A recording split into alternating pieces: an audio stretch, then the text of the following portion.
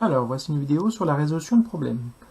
Nous allons prendre l'exemple de ce problème de CE1, le premier du fichier, qui est les enfants de l'école ont rangé les ballons de l'école.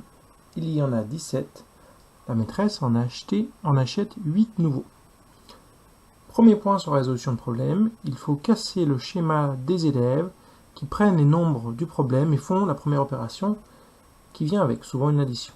Il faut casser ça. Pour cela, on va leur répéter systématiquement et régulièrement qu'un problème c'est une histoire et qu'il faut essayer de comprendre l'histoire. On peut la mimer, on peut la refaire avec des personnages, on peut aussi, au bout d'un moment, la dessiner ou la schématiser. Prenons cet exemple. Les enfants de l'école ont rangé les ballons de l'école, il y en a 17.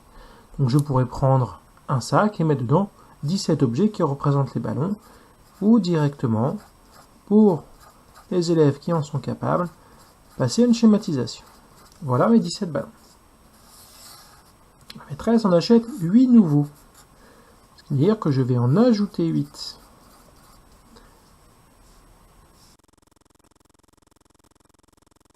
Une fois ajouté dans mon sac, hop, j'ai un grand sac.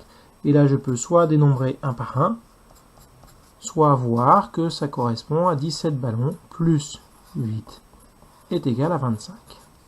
Ça, c'est la solution experte. Ça, c'est la zone de recherche ou la démarche des enfants. Pour l'instant, ce qui nous intéresse, c'est qu'ils aient une procédure ou une démarche intéressante. Petit à petit, on va les emmener vers la procédure experte. Quant à la réponse,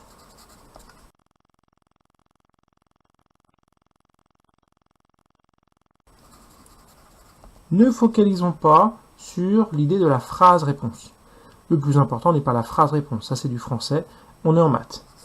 L'important, en CP, on exigera qu'ils mettent 25. En CE1, CE2, on exigera qu'ils mettent l'unité qui répond à la question. Rapidement, pour une bonne partie des élèves de CE1 ou de CE2, et de façon obligatoire en CM, là on pourra exiger la phrase réponse. Combien de ballons y a-t-il au total? Il y a 25 ballons.